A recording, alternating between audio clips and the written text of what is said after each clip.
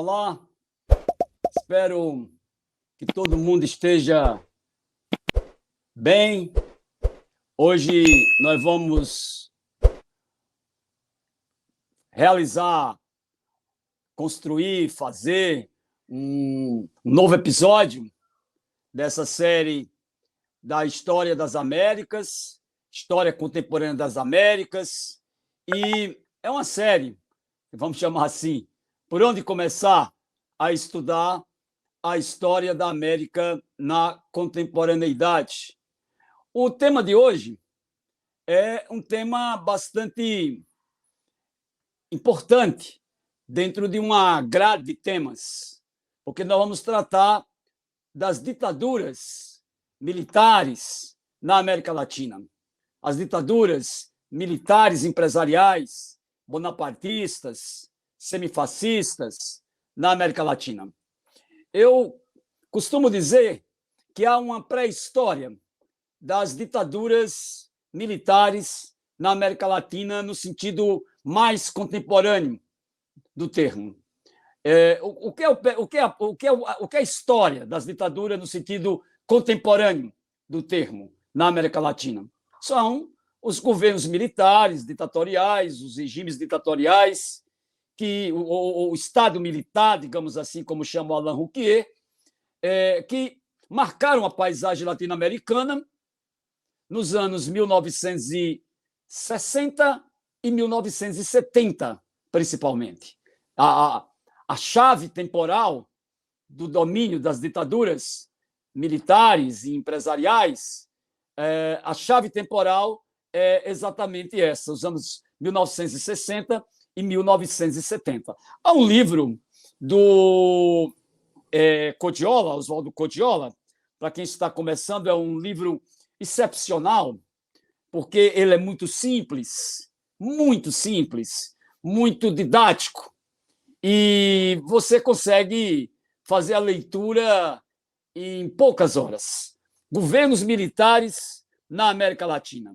Governos militares na América Latina, da editora Contexto, do Oswaldo Codiola, um historiador argentino, radicado no Brasil, professor da Universidade de São Paulo. E ele, no livro, ele faz essa divisão didática entre as experiências ditatoriais nos anos 1960 e 1970, respectivamente. Então, digamos, esse é o recorte temporal das ditaduras militares ou militares empresariais, no sentido moderno, contemporâneo do termo. E o que seria a pré-história dessas ditaduras? Exatamente as experiências que marcaram, sobretudo, o pós-guerra, o imediato pós-guerra, notadamente aquelas experiências que se situam ou se situaram na década de 1950. Eu chamo a atenção para a ditadura no Paraguai, do Alfredo Stroessner, a ditadura do partido, é uma ditadura apoiada politicamente no Partido Colorado e fisicamente nas Forças Armadas. Uma ditadura que perdura por 35 anos, que irá perdurar por 35 anos no Paraguai, de 1954 até 1989. Essa ditadura ela é o que eu vou chamar a pré-história, é parte da pré-história das ditaduras na América Latina. O Clóvis Rossi, o jornalista já falecido, que escreveu um livrinho sobre esses governos militares na América Latina, ele fala que era uma experiência artesanal ainda das ditaduras. A experiência poderia ser artesanal, mas a violência, o número de mortos, aí isso tudo se deu numa escala industrial. E no mesmo ano que há esse golpe no Paraguai, que leva à ditadura oligárquico, familiar, militar do Alfredo Stroessner, no mesmo ano acontece o golpe na Guatemala, que derruba o governo nacionalista, um governo nacionalista do Jacob Arbenz Guzmán, e a CIA está por trás desse golpe em 1954. Isso é o que eu estou chamando da pré-história, das ditaduras militares contemporâneas na América Latina. Poderia ter acontecido no Brasil também em 1954, mas o suicídio do Getúlio empurrou o golpe 10 anos para frente. Mas era para ter acontecido o golpe no Brasil em agosto de 1954. E a atitude do Getúlio Vargas, digamos assim, que amarrou as mãos dos golpistas, dos meios de comunicação, da cúpula das Forças Armadas, da Embaixada Americana e assim por diante. E tem um golpe ainda nessa pré-história na Argentina, em 1955, que é o golpe apoiado pela Igreja Católica, o golpe militar, que derruba o governo nacionalista do Perón. Então, essa é a chamada pré-história dos golpes militares na América Latina. Eu recomendo, eu não sei se eu posso recomendar aqui, mas vou recomendar. Tem um trabalho que eu escrevi chamado...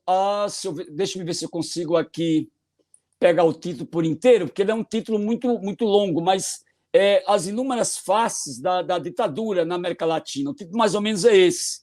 Esse livro esse artigo está publicado na Dialectos, da Universidade Federal do Ceará. É fácil encontrar as inúmeras faces da violência ditatorial na América Latina, em que eu trato de uma maneira mais ou menos didática essa história que eu estou contando aqui de uma maneira muito sucinta. Bom, o golpe que vai iniciar essa história contemporânea das ditaduras na América Latina é o golpe que acontece no Brasil. Há um golpe em 1964 na Bolívia, havia acontecido 2 anos antes na Argentina, mas o golpe que vai marcar com muita precisão, com muita exatidão, a história dos governos militares ditatoriais nos anos 60, 70, até os anos 80 do século passado, é o golpe que ocorreu em 1º de abril de 1964 no Brasil. É um golpe que foi construído, ele vinha sendo construído desde a renúncia do Jânio, e essa construção se acelerou depois do plebiscito que devolveu os poderes ao presidente da República, no caso, ao João Goulart, que era o vice do Jânio, e, diante da renúncia do Jânio, ele assume a presidência da República. Né? Um governo nacionalista, um governo burguês nacionalista, que não era bem visto pelo Kennedy nos Estados Unidos, não era bem visto pelo grande empresariado internacional que havia fortalecido as suas posições a partir do governo do Juscelino Kubitschek. E, bom, veio o golpe de 1º de abril de 1964, que derruba o governo constitucional nacionalista do João Goulart. E esse golpe ele é o abre-alas dessa história trágica, desses episódios trágicos da história das ditaduras na América Latina. Eu recomendo muito quem quer estudar o golpe de 64 no Brasil, tem muitos trabalhos, mas eu recomendo em particular um livro chamado 1964, Visões Críticas do Golpe. 1964, que tem um livro chamado Visões do Golpe. E esse aqui é um contraponto, e é um contraponto enriquecido. 1964, Visões Críticas do Golpe. Ele foi organizado pelo professor da Unicamp, professor Caio Navarro de Toledo. 1964, Visões Críticas do Golpe. Eu também escrevi um trabalho a esse respeito, o 18 Brumário da Burguesia, 1964, o 18 Brumário da Burguesia Brasileira. No livro eu trato do golpe, não trato a ditadura como um todo. Eu me preocupo, eu me concentro na análise da construção do golpe de 1964. Só para aproveitar, lembrar que existe um clássico chamado 1964, A Conquista do Estado, do René Armand Dreyfus, que eu também recomendo ardorosamente esse livro. Talvez seja o estudo mais completo de como se deu o processo de construção do golpe de 1964 no Brasil. 1964, A Conquista do Estado, do René Armand Dreyfus. Bom, então esse é o golpe que inicia. Tem um debate se a ditadura no Brasil ela teria sido mais branda. Bom, tem todo um debate. Tanto na tese de doutorado que eu escrevi acerca do tema da ditadura, como no livro 18 de Brumário da Burguesia Brasileira, eu faço, inclusive, uma relação, digamos assim, de intertextualidade com um texto do Tolstói, que ele fala que as famílias infelizes elas são infelizes cada uma à sua maneira. E eu digo que esses episódios aqui, no Chile, no Brasil, na Argentina, também são infelizes, cada um à sua maneira. Então, essa história de dita branda, isso não se sustenta de maneira nenhuma. Talvez o cidadão que ajudou a construir um pouco essa ideia foi o Hélio Gaspari, né? O jornalista Hélio Gaspari, que escreveu 5 livros, estou aqui com 3 deles: A Ditadura Envergonhada, A Ditadura Derrotada e A Ditadura Acabada. E ele tentou escrever todos esses livros para nos convencer que o golpe de 64 foi uma obra do Golbery, dessa gente aí, e a volta à democracia também teria sido uma obra do Geisel, do Golbery. Ou seja, nesse olhar do jornalista Hélio Gaspari, não existe o povo, não existe a classe trabalhadora, só existem essas pessoas que definem quando uma ditadura começa e quando uma ditadura ela conclui o seu ciclo, digamos assim. Bom, tem muita coisa. Tancredo, Brasil de Castela Tancredo, do Thomas Kidmore, conta um pouco a história da ditadura no Brasil. É um brasilianista, né, um historiador norte-americano, que conta esse período que vai do Castelo até a eleição do Tancredo no Colégio Eleitoral em 1985. Tem um livrozinho síntese do José Paulo Neto, Pequena História da Ditadura Brasileira. Para quem está começando, é bem básico e é interessante para iniciar as leituras sobre a história do período ditatorial no Brasil. Quem quer entrar já na seara das polêmicas historiográficas, né, as várias versões e controvérsias, além do golpe do Carlos Fico. Além do golpe do Carlos Fico. Quem quer entrar mais na seara cultural, teatro, música, cinema, resistência à ditadura por parte da arte e tal, anos 70, ainda sob a tempestade, é um livro que as pessoas que se interessam mais pela resistência cultural, esse debate da resistência cultural. Está aqui, anos 70, ainda sob a tempestade, música, literatura, teatro, cinema, televisão. Acho que isso aqui é talvez o mais importante. Agora, os que pesquisam ditadura e o campo universitário, o Rodrigo Pato Samota tem um livro chamado As Universidades e o Regime Militar. As Universidades e o Regime Militar, que eu acho que pode ser útil para quem tem pesquisa nesse campo. Para quem está interessado em estudar a relação da cúpula da Igreja Católica com a cúpula das Forças Armadas, com a cúpula dos governos militares neste período, recomendo o Kenneth Serbi, Diálogos na Sombra. Diálogos na Sombra. Diálogos na Sombra. Bom, é um livro imprescindível que faz um balanço desses tempos dolorosos. Dom Paulo Evaristo Arnes escreveu o prefácio de Brasil Nunca Mais. Brasil Nunca Mais. Aqui, a tortura, que virou um expediente administrativo durante a ditadura, é examinada de maneira bem detalhada, inclusive. Sobre a luta armada, a relação entre os padres dominicanos e o Marighella, né? Batismo de sangue do Frei Beto. Batismo de sangue do Frei Beto. Bem mais interessante o livro do que o filme, diga-se de passagem. O que é uma leitura alternativa dessa relação dos padres dominicanos, a luta armada, o Carlos Marighella, vê o Jacó Gorender, Combate nas Trevas. Combate nas Trevas é bastante interessante. Para quem acha que o Geisel foi bonzinho, era um democrata que trouxe o Brasil de volta aos trilhos da democracia, veja o massacre na Lapa, né? Como o Exército liquidou o Comitê Central do PCdoB em 1976. Massacre na Lapa. Massacre na Lapa é do Pedro Estevão, da Rocha Pomar. E quem quer ver o papel hediondo cumprido pela imprensa tradicional durante a ditadura no Brasil, cães de guarda, jornalistas e censores do AI-5 à Constituição de 1988. Aqui, Beatriz Cushni.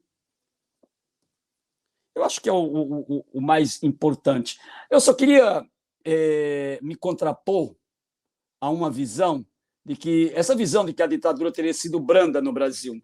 Só lembrando que aqui no Brasil 5.000 cidadãos foram caçados, 50.000 presos, 10.000 exilados, 7.000 processados, 10.000 torturados.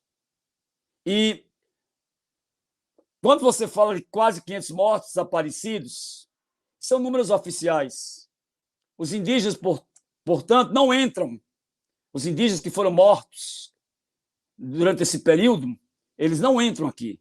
Porque muitos indígenas foram a óbito, mas isso não entrou nos registros oficiais. E precisa, inclusive, isso entrar nos registros oficiais. 56% dos mortos desaparecidos pertencem à classe trabalhadora.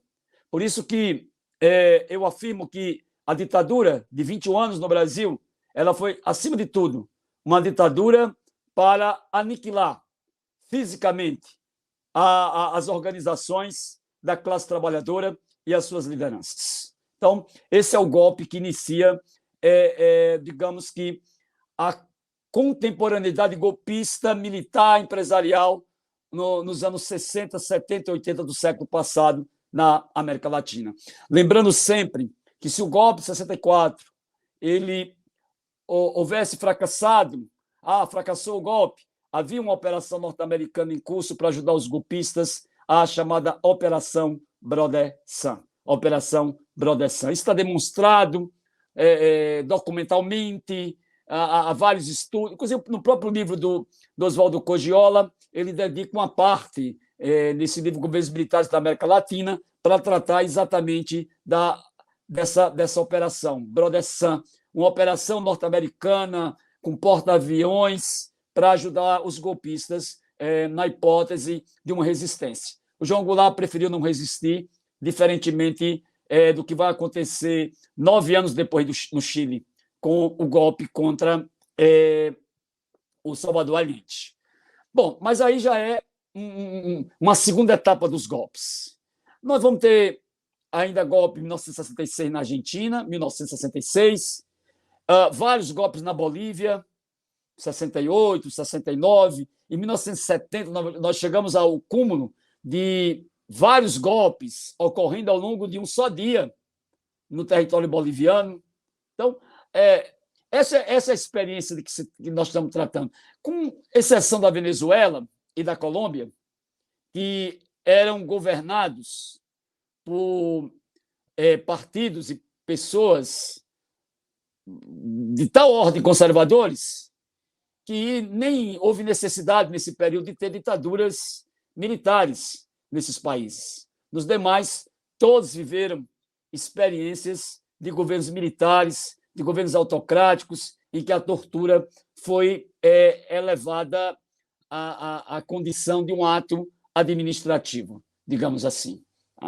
Bom, a segunda etapa de golpes, só um lembrete. No livro do Codiola, ele divide as ditaduras nas ditaduras militares que tinham um viés nacionalista, constituíam uma minoria, como dou um exemplo aqui, Velasco Alvarado, no Peru, que chegou a trabalhar com um programa de reforma agrária. Ele tinha um lema que era nem comunismo, nem capitalismo, para dizer, nem Estados Unidos, nem União Soviética. Nosso caminho é outro. Nós não estamos aliados, nem com um lado, nem estamos alinhados com o outro lado. Era um pouco essa a visão do Velasco Alvarado, um militar nacionalista que governou o Peru durante o final dos anos 1960 até meados da década de 1970. Na década de 1970, nós temos 3 golpes que vão marcar profundamente a história latino-americana. O golpe no Chile e o golpe no Uruguai, ambos em 1973, e o golpe na Argentina em 1976. Vou rapidamente passando por eles. Uruguai. O Uruguai sempre se falou da tradição civilista, constitucionalista do Uruguai, de uma relação muito curiosa entre o Partido Colorado e as Forças Armadas. Então, você sempre tinha um presidente do Partido Colorado e o Partido Colorado amparando-se nos ombros da corporação militar. Então, se criou uma certa estabilidade política no Uruguai, mas com essa coisa estranha, com essa combinação estranha entre o Partido Colorado e a cúpula das Forças Armadas. E esse equilíbrio ele é rompido com o surgimento da Frente Ampla na eleição de 1971. Frente Ampla aí não é a Frente Ampla que se discute, por exemplo, no Brasil hoje. Essa Frente Ampla aí era uma Frente Ampla em forma de partido. Era um partido chamado Frente Ampla. Não era uma coligação de partidos. Era um partido chamado Frente Ampla. Era uma alternativa de esquerda, reformista, o que eu chamo de uma frente popular, uma aliança entre setores da classe trabalhadora, de esquerda, com algumas sombras, digamos assim, da burguesia uruguaia.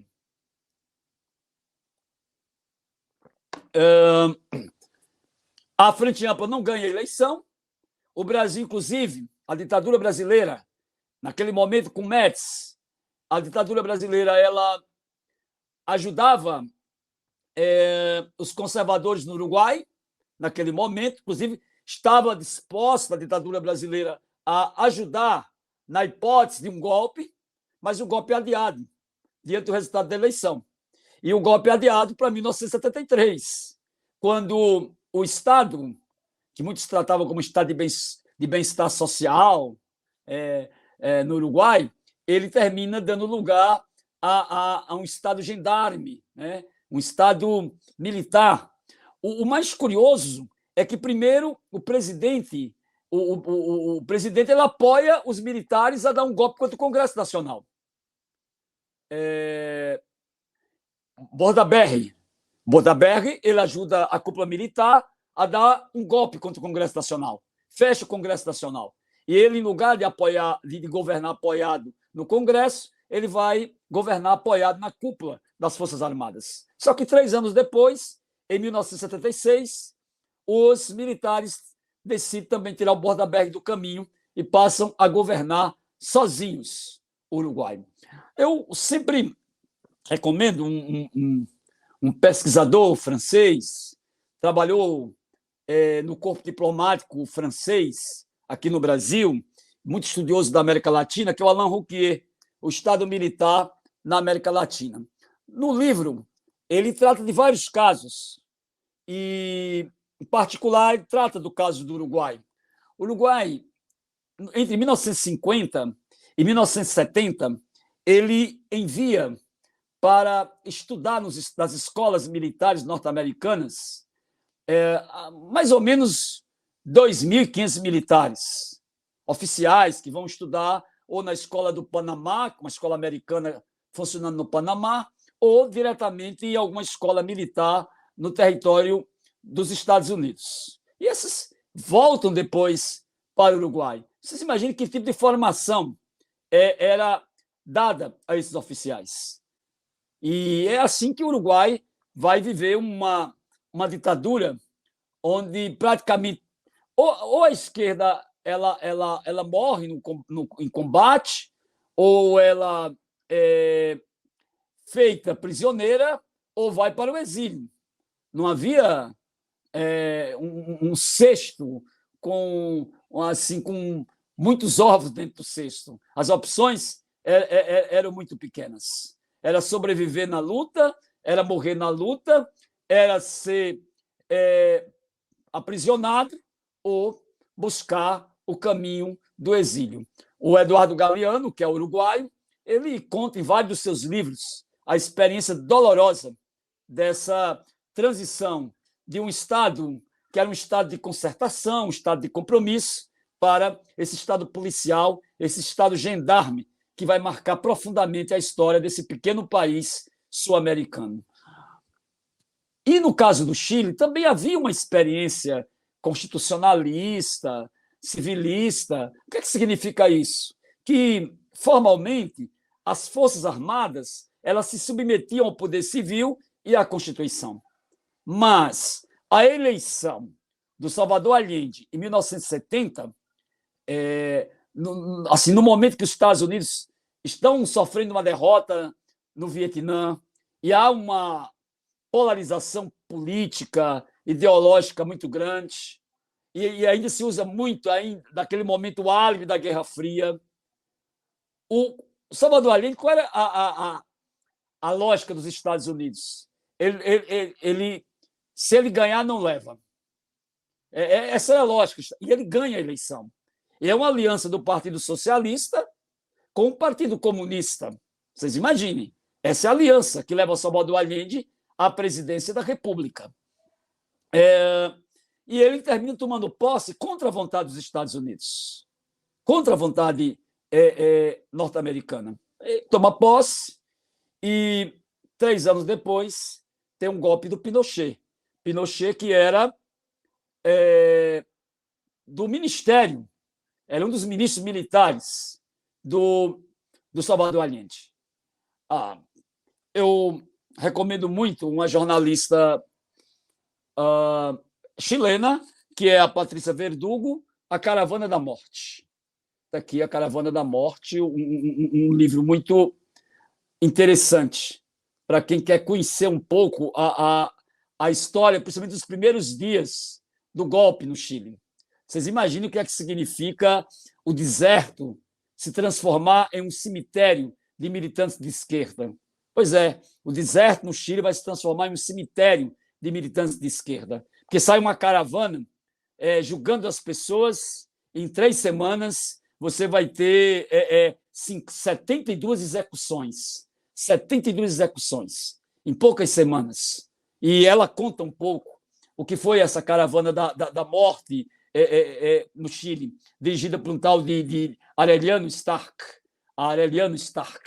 E, enfim, esse livro, quando o juiz estava julgando esses generais por crimes, inclusive o Pinochet, que termina morrendo e não é punido, é punido o Manuel Contreras, o chefe da DINA, a polícia política do Pinochet, mas o Pinochet não, morre antes.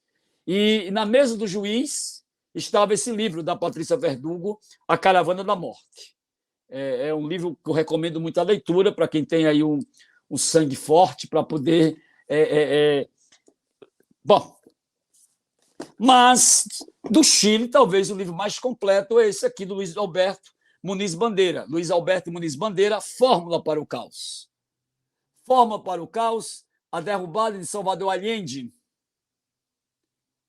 É um catatauzinho, né? Porque vocês vão ter que ter a paciência de ler quase 700 páginas, mas é muito bem documentado.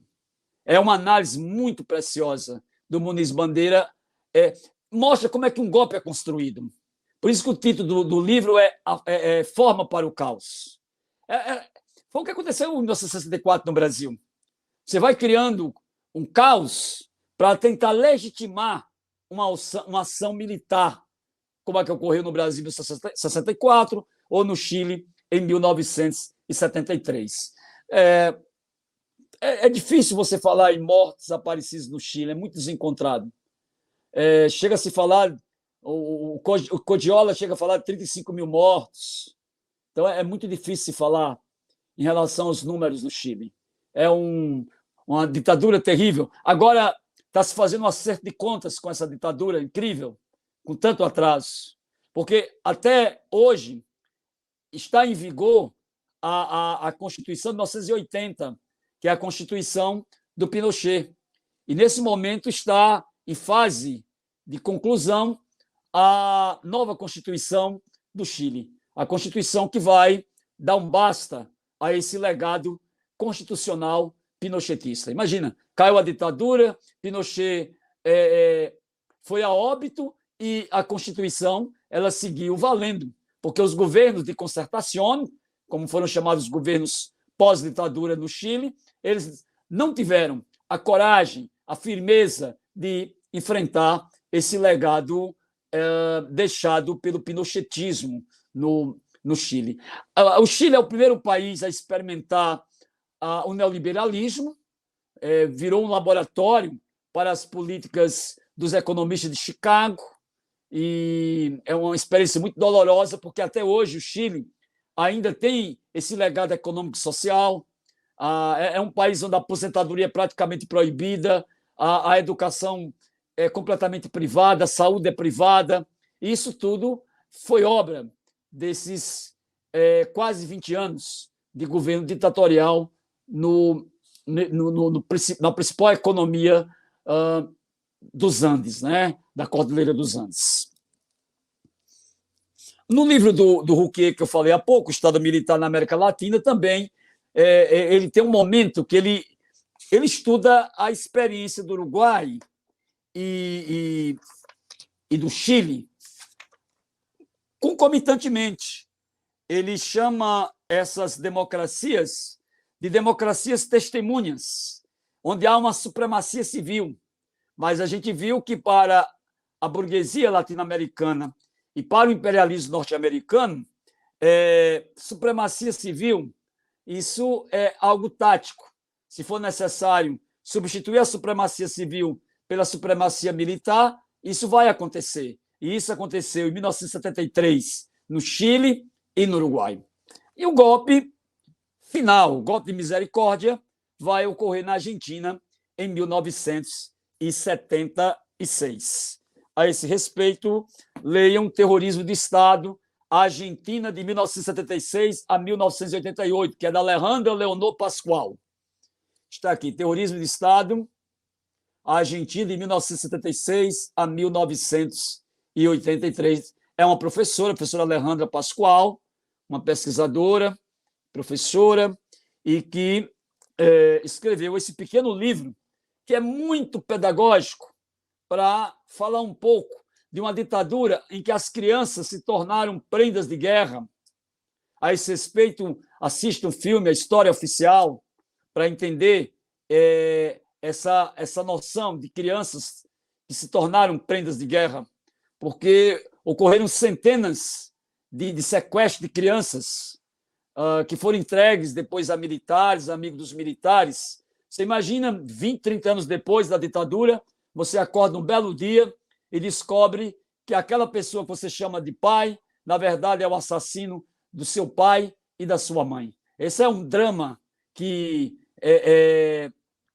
até hoje corta, digamos assim, a história argentina. O surgimento do movimento das mães e a voz da Praça de Maio, esse movimento responde a essa tragédia que marcou a história da Argentina. A Argentina, o que mais se assemelhou, talvez, a Argentina e o Chile, o que mais se assemelhou aqui à experiência fascista nos anos 1930 na Europa, foi a experiência do Chile e a experiência da Argentina, inclusive com campos de concentração, particularmente na Argentina, os campos de concentração. Ou coisas do tipo, você pegar alguém num helicóptero, num avião, lá de cima você jogar na bacia do Prata, no Oceano Atlântico. Essa experiência dolorosa da Argentina. Há o Reinaldo Bione, um dos comandantes militares, Eles, não, isso não é verdade que nós matamos 30 mil, ou que nós matamos 13 mil, nós só matamos 8 mil. Você imagina a afirmação cínica, dantesca desse cidadão Reinaldo Bione, falando que, na verdade, se matou menos do que as pessoas estavam falando. Mas as pesquisas posteriores demonstraram que ele estava mentindo, que, na verdade, se matou muito mais do que esse número de 8 mil pessoas na Argentina. Então, esse é o balanço doloroso desse período na América Latina. Há uma tentativa, que é uma tentativa já de longos anos, de tentar colocar uma pedra em cima, de esquecer, uma amnésia política. O próprio James Petras, um grego naturalizado norte-americano, escreveu um artigo chamado Amnésia Política no Ocidente, que ele diz, olha, os europeus disseram que não tinha como esquecer os crimes nazistas.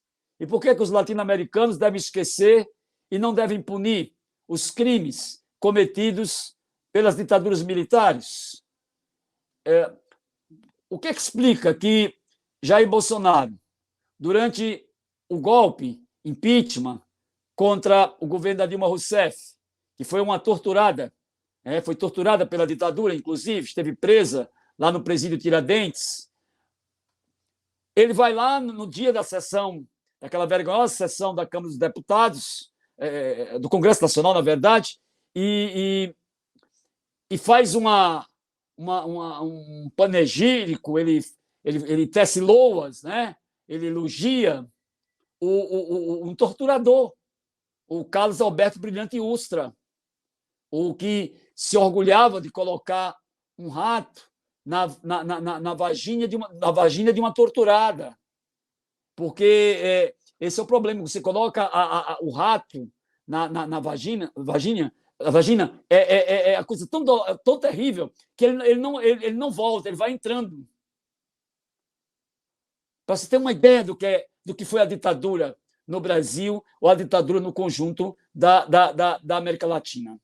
Então, meus caros e caras, essa é uma página dolorosa da história latino-americana, né? E o resto a gente concluir lembrando do Chico Buarque de Holanda, né? Apesar de você, amanhã há de ser outro dia. Mas, para que seja outro dia, nós não podemos nos esquecer do que aconteceu, nós não podemos deixar que os crimes das ditaduras eles fiquem impunes, porque é exatamente a impunidade, como lembrou o James Petra, que abre caminho para que esses crimes eles voltem a se repetir na história latino-americana.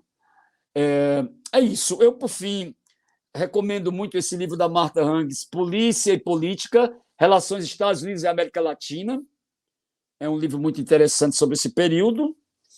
E recomendo Ditadura e Democracia na América Latina, Balanço Histórico e Perspectivas. São livros, esses todos que eu citei, são livros que podem ajudar você a começar a estudar essa página inglória da nossa história, digamos assim. E paro por aqui. Espero que vocês gostem desse episódio rápido, né? Mas que conta um pouco essa página sangrenta da história latino-americana. Por fim, curtam, se inscrevam no canal e no próximo episódio nós vamos tentar estudar o que se tornou a América, o que se tornaram as Américas depois dessa etapa marcada pela prevalecência de regimes ditatoriais, regimes autocráticos, regimes bonapartistas, regimes semifascistas. Então, nosso próximo episódio, nós vamos tratar das Américas hoje. É isso. Até nosso próximo vídeo.